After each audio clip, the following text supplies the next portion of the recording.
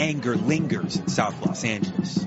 This community rallying attention to problems like poverty still plaguing street corners that burned into the night back in 1992. The riots, a reaction to the brutal tactics of the LAPD at the time when 4 officers were acquitted for the beating of Rodney King, caught on camera. The spark that ignited a fire, neighborhoods descended into chaos. In 6 days, over 12,000 arrested, more than 2,000 injured, and nearly 60 dead. There are fires all over the city. So this side is on fire and people are looting over here. LA native Jasmine Canick was just 14, the rioting right outside her window. You knew that something was terribly wrong when you have that many people angry and upset in the street. Yet she never left, a community voice for neighborhoods still struggling. It's a disappointment to see any piece of land like this in LA still vacant, especially knowing the needs of the community. That is the real tragedy, right?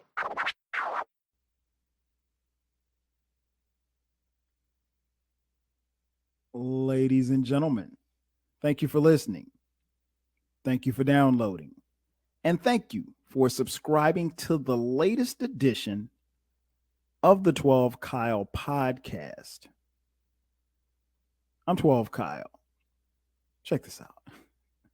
On this episode, what we're going to do is we're going back to April 29th, 1992. On that day, a day that will live in infamy in this country. On that day, there was an uprising, if you will, in the city of Los Angeles. We're talking about the 1992 LA riots. It's really amazing to me that it's been 30 years. And it's the reason why I say that is because like so much of what happened back then leading up to the riots and seeing the riots and the fallout from it, so much of what we see today, you know, it still kind of exists. And it's like, you have to kind of stop and think like, damn, did we move anywhere? Was there any progress or anything like that? And, you know, that's a very valid question to ask. But I wanted to talk about it because I knew that this anniversary was coming up. And quite honestly, it was a tough part of our history, but a very necessary part. And it got us to where we are today. And then I also like talking about it because I can give you my experience as someone who lived through it, as opposed to maybe someone who's listening who either wasn't around or maybe were too young to remember. So let's go back. There were a lot of things that led up to the riots in Los Angeles. 2 things in particular that sped up the process, if you will. And I'm going to touch on both. The first thing was the senseless murder of 15-year-old Latasha Harlan's. Latasha Harlan's was, as I mentioned, a 15-year-old who was murdered by a convenience store owner. And then the second event, obviously, was Rodney King, the motorist, who was the black motorist, who was beaten. I think he was hit like over 80 times by 4 white cops after being pulled over for, I think he was evading cops or something like that. I can't remember what the charge was, but his beating was videotaped on, unbeknownst to the officers. It was videotaped by a man who videotaped it with his home camera from his balcony. And we'll talk about both. But I want to start with Latasha Harlan's, her senseless and tragic murder. Latasha Harlan's, as I mentioned, was a young lady, 15 years old. She was in high school at Westchester High School in Los Angeles. Just a random day. on March 16th, 1991. She and her cousin had gone to the store.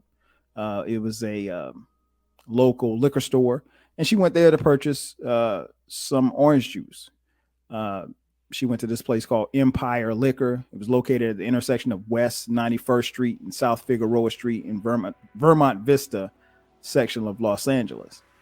And there she encountered the store owner, a lady by the name of, what was her name? Soon Ja Du. And long story short, there was a confrontation. Latasha went to purchase a bottle of orange juice that cost $1.79. But before she could purchase it, Du accused her of attempting to steal it. And she did not see the money in Latasha Harlan's hand. She claimed that she asked if she intended to pay for the orange juice, and 2 eyewitnesses later verified that she did have the money and she never put it in her book bag. But the thing about that confrontation was that was something that was very common in that particular time in Los Angeles. You know, there were a lot of Korean business owners who had businesses in, you know, South Central Los Angeles or in Los Angeles, period, all over Los Angeles. And their clientele and the people who came in and you know, shop with them were mostly Black people. And a lot of times Black people felt harassed, or they were always, you know, felt like they were watched or, you know, racially profiled, if you will. And the same thing happened to Latasha at this time. So what happens from there is, you know, based on different accounts. But after that, what happened was Latasha made an attempt to walk away. Du grabbed her. They tussled. She pushed her down, meaning Latasha pushed Du down, put the orange juice back on the counter and actually handed it to her. Because Latasha hit her twice, knocking her down to the ground. After that, Latasha Harlan's backed away. Miss Du angrily threw a stool at her. The bottle had dropped during the scuffle that they had. Latasha picked it up off the ground, handed it to Du, who snatched the bottle from her. Harlan's then turned around to walk out of the store. Now, keep in mind, she's got money in her hand. The bottle of orange juice is back in Soon Ja Du's hand. So no harm, no foul, right? It's just a confrontation that happened to get physical, but, you know, she's walking away. And as she turns and walks away to leave, Soon Ja Du reaches under the counter, grabs a revolver. She retrieved a revolver, my bad, and fired a shot from behind from about 3 feet away, striking Latasha Harlan's in the back of the head, killing her instantly. Now, Soon Ja Du said that this was in self-defense. She would later testify in court that she feared for her life. Doesn't that sound familiar? And she murdered a 15-year-old girl, a girl who was just starting life. Shot her in the back of the head as she attempted to walk away. And all of this was confirmed on videotape. She was walking away, right? She gets shot in the back of the head. Well, it goes to trial. A jury finds that, you know, she was guilty of voluntary manslaughter, and the jury recommended that she get a maximum of 16 years in prison. However, the trial judge, a judge by the name of Joyce Carlin, reversed it and sentenced Soon Ja Du to 5 years probation, 10 years of a suspended prison sentence, 400 hours of community service, and a $500 fine. Yeah. She got off for killing Latasha Harlan. And this happened. She was murdered in March of 1991. The trial happened in November of 1991. And it went all the way. Of course, they appealed it. It went all the way up to the state Supreme Court. And a state appeals court upheld Judge Carlin's sentencing decision 3-0 on April 21st, 1992. About a week before the LA riots happened. And when I tell you, people were pissed, people were furious, particularly black people. And again, there was a battle between black people and Koreans in LA. Even someone like myself who did not live in LA, I think I'd only been to LA at that particular time only once because I went for the Super Bowl. But I knew about that. And here's the thing. Because it was 1991 and there was obviously no internet, no social media, we did not see this murder. Now, later on, it would be, available for people to see or what have you. And I remember seeing the grainy photo or whatever. And Latasha Harlan is clear. I mean, like, she's damn near out the door. And this lady shoots in the back of the head. And so even the information, how it was disseminated to us, because I was at the time of all of this, I was at South Carolina State University, a freshman. And, we still couldn't believe it. Like, she just shot her in cold blood. And I mean, again, people were outraged. So that was one domino of the several dominoes that led to the 1992 riots. The second and pivotal one, well, they both were pivotal, but this one was, just as major. It actually happened a couple of weeks before Latasha Harlan was murdered. On March 3rd, 1991, Rodney King, as I mentioned, was evading police, and he got pulled over, and the cops started whipping his ass. And I mean, like, I don't know how many times he got hit, but the thing that was interesting was, again, as I mentioned earlier, as they were beating him, unbeknownst to them, it was being videotaped. And I want to say maybe about 4 or 5 days after this happened, a local news station in LA got this tape. And once they got this tape, it spread like wildfire. I mean, like, it hit CNN and it hit every major news outlet. And when I tell you, we were able to see it in South Carolina on CNN like everybody else, and it was on the national news. It was the lead story on the national news.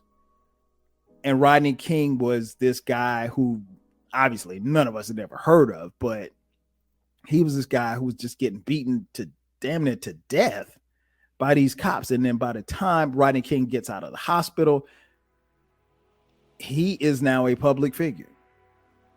He does a press conference, and I mean, his face is still swollen. His eyes, they cracked his orbital bone like he had broken ribs. Like, he was messed up. And I just remember seeing that, watching that video. And I've never watched the video through its entirety. I think I saw enough in the 20 or 30 seconds that I saw. But I think even back then, it was so troublesome. It was bothersome because, as a young black man coming up, I mean, like, we were always told, like, look out for the cops, look out for the cops. And so I was always leery of cops. And I mean, I've done a podcast, and I'm sure you guys have heard it. If not, you can go back and listen to it in archives about my experiences with the police. That podcast is called Sound of the Police. Check it out. But no, I mean, like, and I've heard stories. I've heard stories about guys getting beat up by cops. I've heard stories about black men, and I'm talking about as a child. I've heard stories about black men, suddenly, all of a sudden, dying in police custody. not really knowing, the full story. Like, oh yeah, he suffocated. Okay, well, how did he suffocate? He's in jail, but he's in the prison cell by himself. Oh, he hung himself. Huh? What? And I mean, like, these were stories, and these stories were, passed throughout the neighborhood. Not anyone that I knew personally, but still, Black men dying at the hands of the police. So we were taught, to be fearful and leery of police. That's just the way we were taught, especially in the 90s. And so to see Rodney King get beat, man, I was just like, wow. But the underlying thought that we all had was, wow, they got it on tape. I mean, we were so happy. I mean, we weren't happy about the fact that he got beat, but we were very happy about the fact that it was all on tape. I mean, like, it was right there. You couldn't deny it. All of the officers were identified. I mean, like, it was there. And so deep down, we're thinking, okay, these cops are going to get it, because they got brought up on charges and everything. And we're like, yeah. And I'll be honest, like, I didn't watch much of it. I mean, of course, again, it's 1992 at this point, by the time it goes to trial. And I didn't watch much of that stuff. A lot of the stuff was on CNN, but I kept, a little bit abreast of what was going on, but it wasn't like it was court TV back then. But an interesting thing that happened during the trial was moved from LA County, where it happened, to Simi Valley, Lillywhich white suburbs. And so, Rodney King wasn't going, these officers were not going to be judged by a jury of their peers in the county in which, this happened. For all I know, they could have lived in whatever counties Simi Valley sits in. And I thought that was very pivotal. I remember thinking that, and I was like, well, why are they moving the trial? When I heard that they were moving the trial, I was like, oh, this don't sound too good. And you kind of knew at that point the fix was in. Like, something wasn't right. And I remember when the verdict came down on April 29th, I was in class, and I just gotten out of class, and I remember I was coming back from the cafeteria. Me and my boys was coming back, and somebody said, it was like, yo, CNN said that, they're going to read the verdict, the Rodney King verdict. So what? And that was the thing too. Like, it was always perpetuated as the Rodney King verdict. Rodney King wasn't on trial. You understand? Like, he wasn't on trial. And even subsequently, the people after all hell broke loose, they called it the Rodney King riots. It wasn't the Rodney King riots. Rodney King didn't throw one brick. He didn't rob one liquor store. But, that's what it was. And that's the way that it was portrayed in the media. And again, I want you to understand, like, in 1992, we didn't have the access to media that we have now. I mean, like, you can just open up your phone and you can see whatever news feed that you want to see. But I mean, like, back then it was CNN and it was your local news. It really, I mean, Fox might have been a thing, but I don't really remember watching Fox. I just remember CNN was the place that you got world news. And here's the thing about CNN. CNN was the only outlet, I think, at the time that was on 24/7. Like, your local news and your local stations went off at 2 a.m. CNN all night long, 24/7. So that's where we saw everything kind of play out.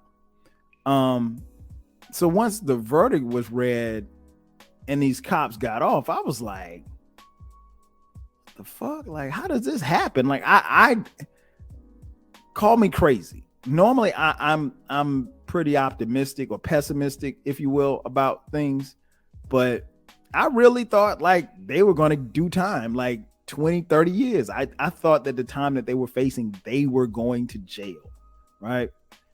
And so my reaction was one of disappointment and anger. Not anger to the point where I would want to go burn something down, but I understood how and why someone would feel that way. So I remember me and my boy, we was talking and, talking to a couple of cats, a couple of my teammates in the dorm, turned the TV off, and we went back outside and was kicking it on the Ave on campus. And I remember coming back in the dorm. I was in Bethea Hall. Shout out to Bethea. And I remember walking past somebody's dorm room and they had the door open. And I just remember, I remember one of my teammates saying, "Oh, they were about to fuck up LA." And I was like, huh? Because like at this point in time, like I don't know what's going on. I don't know that this is happening. But I do remember them saying that, like they're about to fuck up LA. And it just kind of went through one ear and out the other. But that's exactly what happened.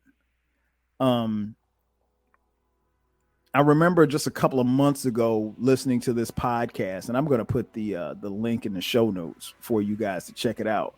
It's called Slow Burn.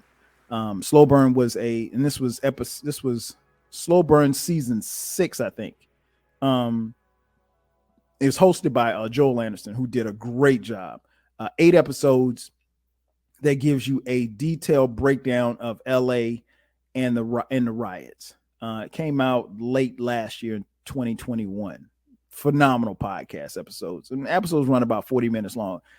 It's a must listen. And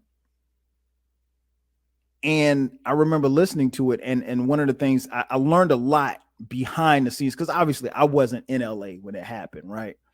But one of the things that I learned was the first incident happened in this neighborhood, and there was a boy who had thrown a rock at a cop's car or something like that, and the cops go to arrest him.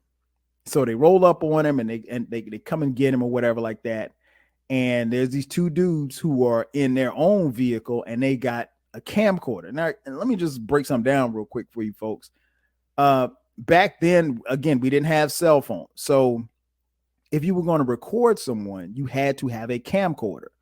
And I mean, a camcorder is not something that, I'm not talking about the little handheld joints. I'm talking about the big joints, like literally like a cameraman. And so it's something, it's not necessarily heavy, but it's, it's something big to be kind of lulling around. But these guys had this camcorder and they're in this neighborhood, and cops go to arrest this kid, 15, 16-year-old kid, for throwing a rock at a car. And as they're about to take him in, a crowd forms. So they start calling for backup. And so by the time, people, around this time, the verdict is already out. So people are starting to take to the streets.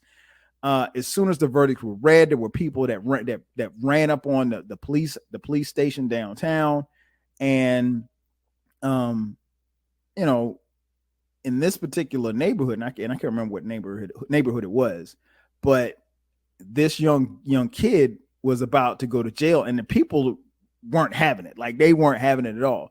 It was 35 cop cars and over 200 people in the street in this neighborhood, and they're going off on the cops. They're cussing at the cops. They're spitting on them and everything. And then the call comes through to retreat. And at that point, the cops start pulling out. They start pulling out of this neighborhood. And one guy said on camera, he said, well, hey, he said it was a win for us. He was like, but I thought that they were going to leave, get more backup, come back down here and start a war. But they didn't. Now, as LA is starting to bubble, the chief of police, a guy by the name of Daryl Gates, is nowhere to be found. In the first 3 or 4 hours of the riots, Daryl Gates was nowhere to be found. He was actually hiding in his office, but nobody knew. And Daryl Gates is a guy, and they talked about this on Slow Burn. He's a guy who came up through the ranks. He was a guy who, in the police department's eyes, led them through the 65 Watts riots. Look that up if you're not familiar with the 65 Watts riots that happened in LA. But he was a guy that kind of made his name as far as the procedures and all the stuff that he put in, he implemented or whatever like that. He was supposed to be the hot shot guy, whatever the case may be. Long story short, Daryl Gates was, and then Daryl Gates actually, in the days leading up to the verdicts being given, he put out a statement. He put out a 5-minute video that was disseminated to, the police officers saying that, hey, the blacks, the blacks are going, he didn't say the blacks, but for full effect, I'll just say the blacks. The blacks are going to, some of the black leaders will be in an uproar if the verdicts don't go their way. So we have to be prepared. So, he had put a contingency plan in place in the event the verdict did not go in black people's favor. He had put a contingency plan in place. And so he had already got a budget for $1 million for overtime for these officers. So they were going to work the streets and make sure that law and order was restored. Now, here's the thing. Gates had the mindset of what happened in 65, where a lot of the damage and everything was done at night. So he thought that if there's a disturbance, if the verdict is read during the day, if there's a disturbance, it's going to be at night. Wrong answer. Because LA got set off damn near as soon as that verdict came down. People started going to the streets, and before you know it, you started seeing smoke. Buildings were being set on fire. Stores were being robbed and looted. Like I said earlier,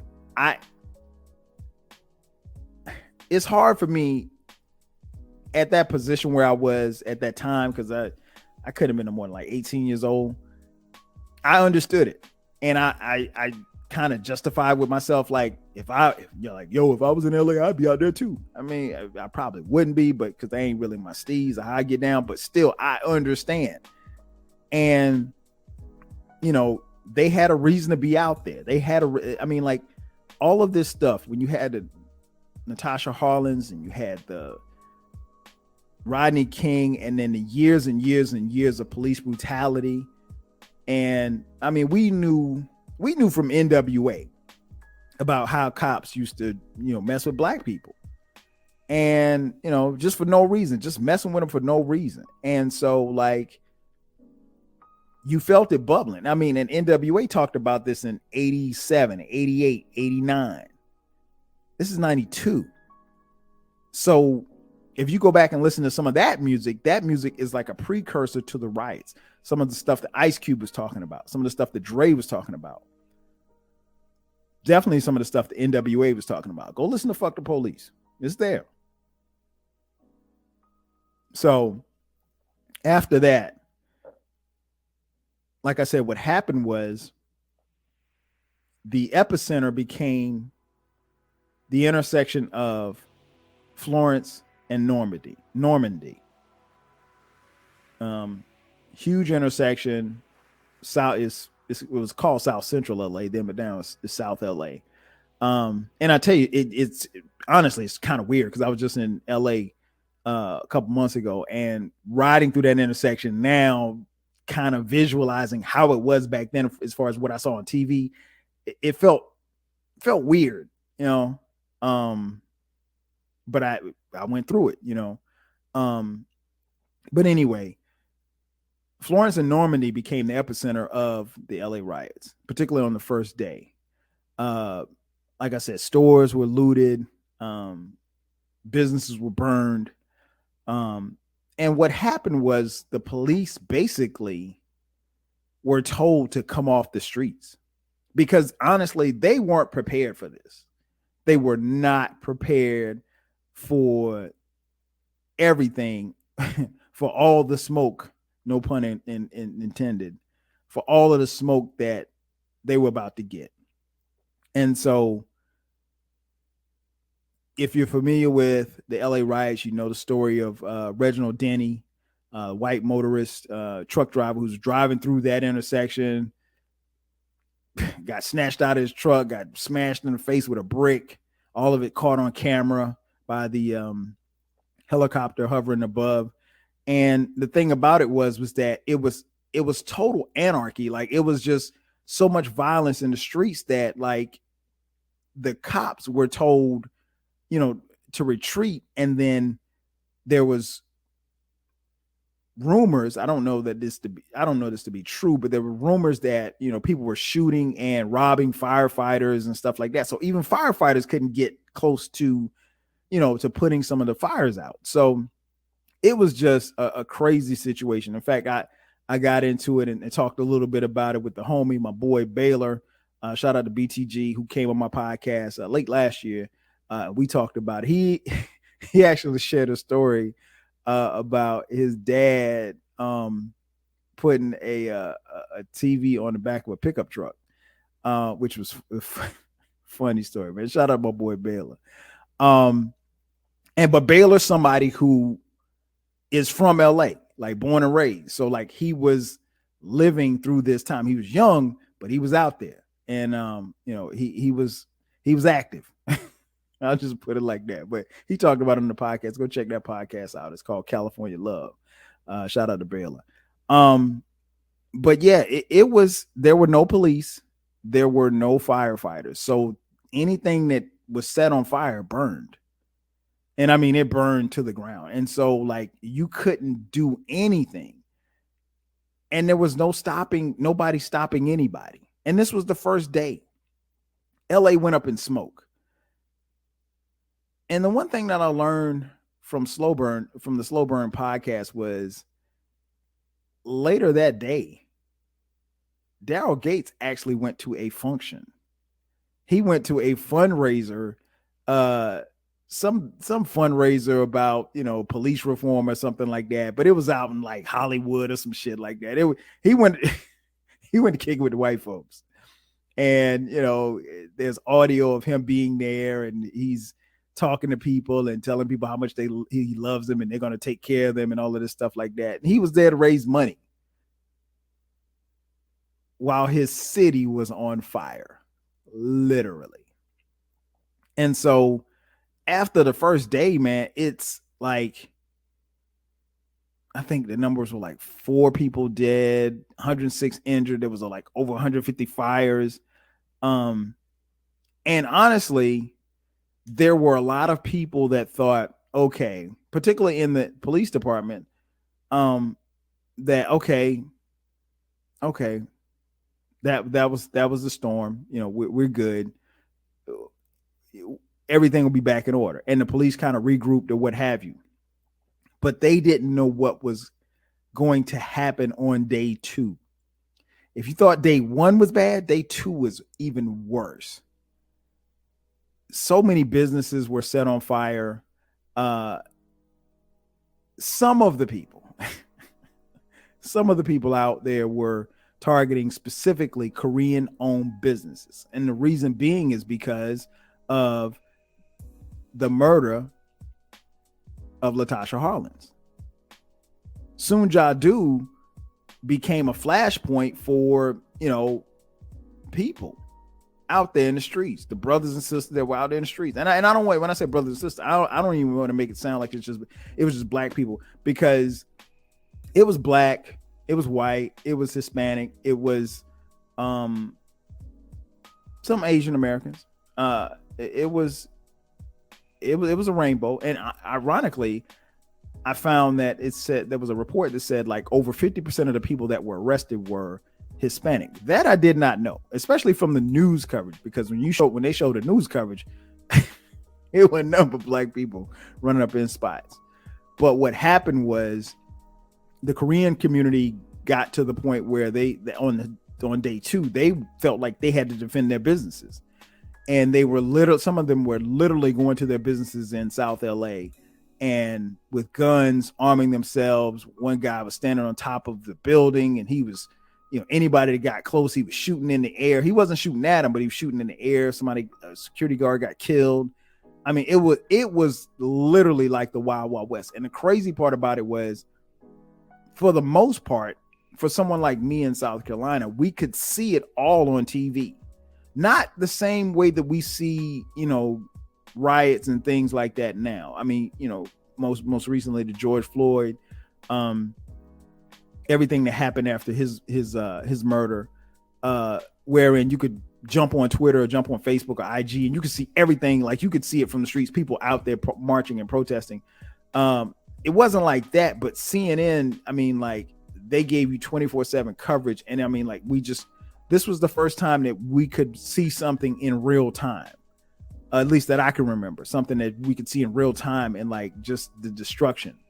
And how it played back for us was different because, again, like I said, I was in college at South Carolina State University. It's in Orangeburg, South Carolina, right? And so while we felt connected, Orangeburg and LA are a gazillion miles away, right? So, but I do remember the anger, and we all were angry. And I remember, somebody in the dorm saying like, yo, man, we should go tear up some shit. And I'm like, for who? For what? Like, for me, I mean, I couldn't get down like that, because it'd be different if that happened in Orangeburg or if it happened in my hometown of Florence, South Carolina. That'd be different. But as bad and as mad as I felt about Rodney King, I couldn't see myself going and breaking into a liquor store. Well, one, I didn't drink liquor at that point in time of my life, but I couldn't see me going in and breaking into a liquor store while doing it in the name of, being mad at police or, what they did or those cops getting off. I could personally, I just couldn't do it. But I do know some people who were like, yo, we're going to break into this store. And I'm not going to name the store because they actually did break in the store and they stole some stuff. And what was interesting was, like, some of the stuff that they stole, like, bruh, you're going to break into a clothing store. If you break into a clothing store, it would probably be in your best interest to get clothes that you can wear or that someone that can wear. Man, these dudes came back to the dorm with like youth t-shirt. I'm like, bro, what you gonna do with a youth t-shirt? Give it to your little brother? But I mean, like, that was the thing. Like, people were breaking into stuff, and I'm sure, and like I said, me and Baylor talked about it. People were breaking, coming up on stuff, and I mean, if you walking past a store and the store is, been broken into, why not? At least that was my thinking back then. But yeah, it really, day 2 really divided the blacks and the Koreans. There were over 100 Korean stores that were robbed or burned.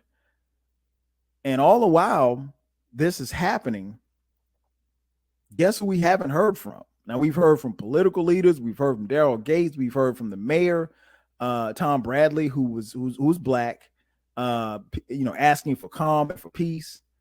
And the one person that we did not hear from at that particular time within the first couple of days of the riots was, you guessed it, Rodney King. Rodney King, I found out later, was, he was in the cut. He was chilling. He wasn't out there doing anything. I mean, and his lawyer approached him and said, hey, Rodney, you got to say something. You got to do something. We got to make a statement. We got to, ask for calm, because, his lawyer didn't say this on the Slow Burn podcast, but I think I'm pretty sure that the LA, the powers that be, as far as the police department, put him up to it, like, hey, get Rodney out here to calm these people down. Because it was, again, this was by the time Rodney spoke to the people, I want to say it was like 3 days in.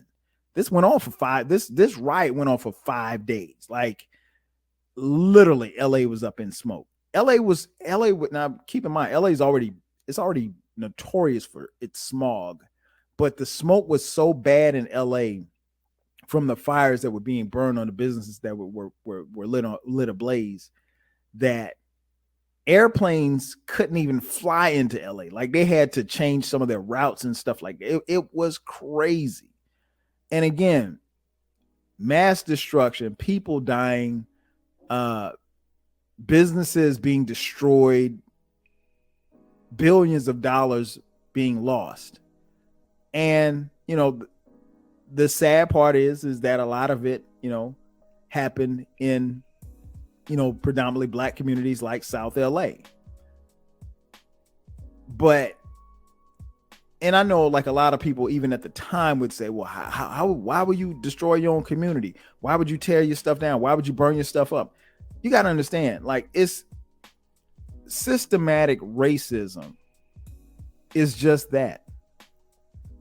When you have a situation where you confine people to a specific area and you don't necessarily give them the tools to help them, or at least assist them in upward mobility, or where they can move out, you redline areas and section things off to where, no, this Black person can't stay in Brentwood. No, this Black person can't stay in Beverly Hills. Or no, this Hispanic brother can't stay in, Malibu. And you relegate them to an area. I mean, people are going to be people. And it's systematic. And then you give them very little. And then you expect them to be cool when you give them a hard time about the little stuff that they have. And again, I don't want anybody to think that I'm advocating for burning down your own communities and tearing shit up. But sometimes you got to burn down shit and tear shit up. Honestly. And that's really what it came to. And I feel bad because, South LA is a much different place now. And I'm sure that there are places that you can go, and Baylor will tell you this. I'm sure there's places you can go in LA that never recovered from the riots. And that's the sad part, because there are parts of LA right now that used to be, where Black people used to live, and they can't even afford to live now because of gentrification. But again, all of this stuff was going on, and Rodney King had not said a word publicly. Again, he didn't have Twitter, he didn't have Instagram, so he couldn't just, shoot some tweets off. So anyway, his lawyer goes to him and said, hey, Rodney, we need you to say something. So his lawyer prepares a 4-page statement. And Rodney King, he goes to his apartment, picks out something for him to wear, like a suit or something that they bought him and everything. And they have his lawyer has this grand idea about, what he should say and how it should sound and so forth and so on. And so he writes this speech. According to the lawyer, it was a beautiful speech. Yeah, okay. If you say so. But Rodney King then gets an opportunity to face the media. And he has the 4-page statement with him. But before he steps to the podium, Rodney King puts the paper to the side, and he decides to go off the top and speak from the heart. And here's what he said. Thanks for joining us. For the city of Los Angeles, a third day of tension and violence. As night approaches, police and National Guard units are out in force. Federal troops are on standby. Violence in the city appeared to die down a bit today, but the toll is obvious. 37 people dead, more than 1,300 injured, more than 4,000 arrested. Damage estimate, $200 million and rising.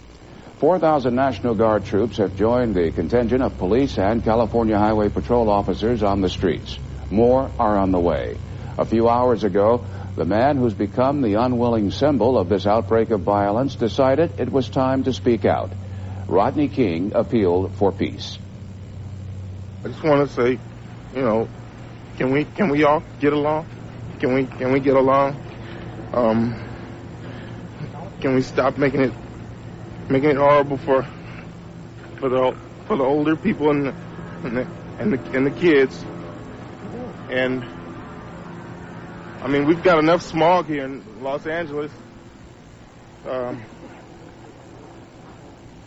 let alone to deal with the setting these fires and things. It's just not right. It's not right, and it's not gonna change anything.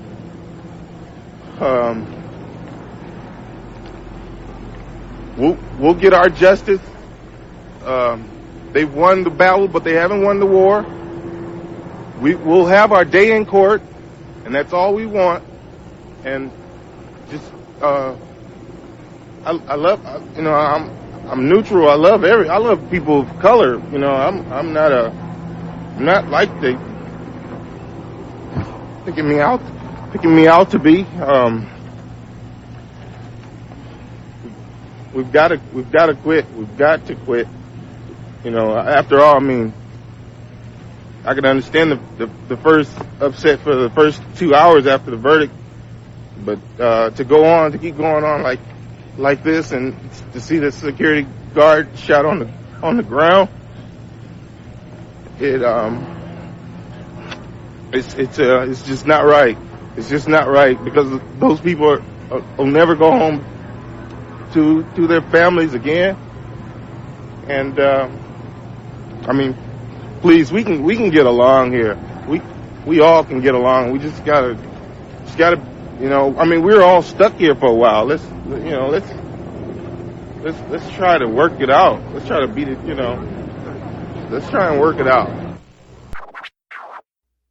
I think the thing about Rodney King at that particular time, I commend him for trying to go off the top and say what he wanted to say, but he suffered a lot. I mean, like, he had brain damage, from the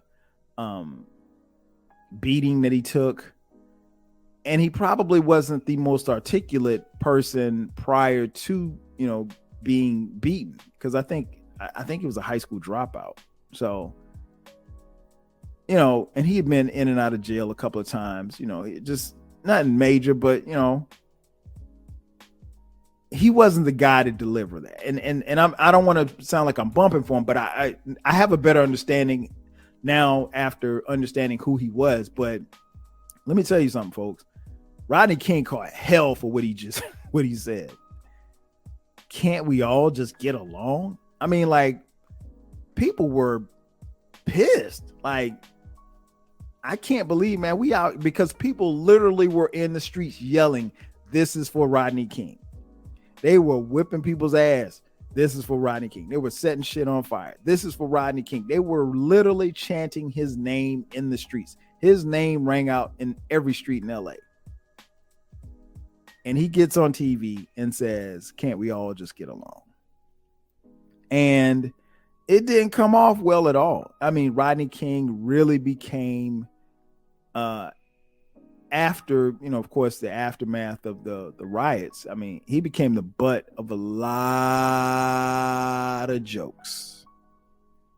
I mean, a lot of jokes. And, he tried. He tried, but it didn't. I don't know what was on that paper. I don't know if it would have been, really in his best interest in reading what was on that paper, because what was on that paper probably wouldn't have sounded any more authentic, but he shouldn't have done that.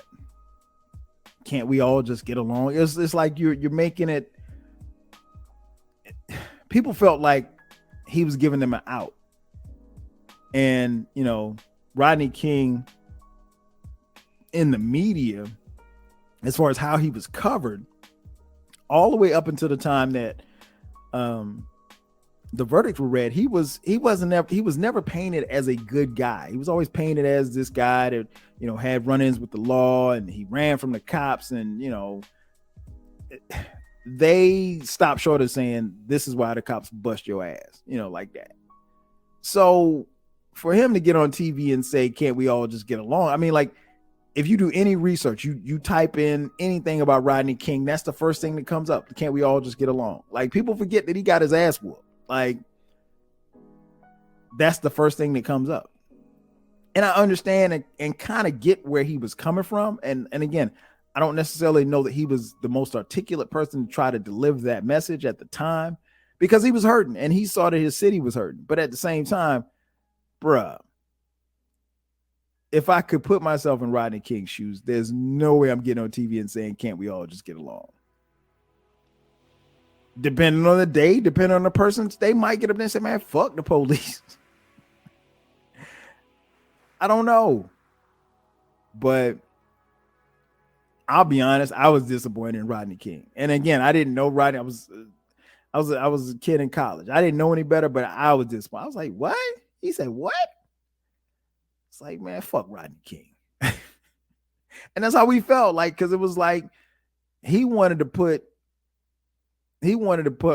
to calm everybody down. And it wasn't time to be calm. It was gangs that was uniting, Bloods and Crips that was uniting. I mean, everybody was coming together. And, you know, the LAPD realized that they had, you know, trouble. And, you know, they changed some things, but the LAPD is still the LAPD, man. Don't get it twisted. But, you know, Rodney King, that's unfortunately, you know, something that he'll be remembered for.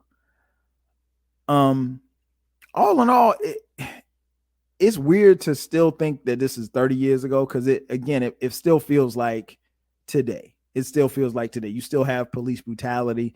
You still have people taken to the streets. You still have civil unrest when cops get off for doing some shit that they shouldn't have done, killing innocent citizens. And so that's a little disheartening when you think about the fact that this happened 30 years ago. And it's like, damn, okay, this happened 30 years ago. And then you have George Floyd and everybody, you know, all these other people that passed away and were murdered. I don't even want to get to naming them, but so what changed? Like, was there any change? Why wasn't there any change? There should have been some type of police reform. What was the police reform? Why did this happen? Why did this lady murder a 15-year-old girl and get community service? Are you kidding me? Now, granted, I think if you take the Rodney King beating and if you take everything that happened with it and you put it in 2022, it doesn't play the same way. Does everything happen? Probably so. Because LA was bubbling at that time, honestly. And to be honest, it wasn't just LA, because LA was not the only place that was rioting. There were riots breaking out all across the country in the name of Rodney King, in the name of what was going on in LA. And that's when people were like, oh shit, we gotta fix this. But did they? Probably not as much as they would like you to believe that they did. But all in all, man, it was an interesting time. Again, I think it was interesting because, one, it's a part of history, and it's a part of history that you can't erase. And I just remember, you know, being a young kid and thinking, okay, they got him on tape. Now what can they say? And then, like, now you get people on tape. I mean, George Floyd, I didn't look at it, but you saw a man put his knee on his neck for damn near 9 minutes. And he finally got convicted. But, you know, what about the ones that didn't? And what about the riots and the civil unrest that happened? And what about the systematic racism? What about these impoverished places, like South LA, that get looked over? Because here's the thing, those people that lived in those communities, they got tired of getting looked over, tired of getting, harassed by the cops, tired of getting, the short end of the stick. Nobody that lives in those communities the people that live in South LA, they want the same thing for the people, like the people that live in Beverly Hills. White folks live in Beverly Hills. They want the same thing. They just don't want nobody standing in their way of getting what they want. And that's not asking for much, to be honest. But I'm glad that we have a podcast like mine or a podcast like Slow Burn that can tell you the history, because if we've learned nothing else over these last few years, is that history will happen. And if you allow people to change the narrative so that they don't look as bad, they will. But you damn sure better not let them do it. Ladies and gentlemen, that's going to do it for me. Thank you for checking out this edition of the 12 Kyle podcast. Be sure to subscribe to the podcast if you haven't done so already. This podcast drops every Thursday at midnight. From time to time, we will drop bonus episodes on Sundays at midnight. Be sure to check out the YouTube channel, youtube.com /12 Kyle spelled out. And again, that's going to do it for me. Again, thank you for checking out this edition of the 12 Kyle podcast. I'm your boy 12 Kyle. I'll catch you guys next time.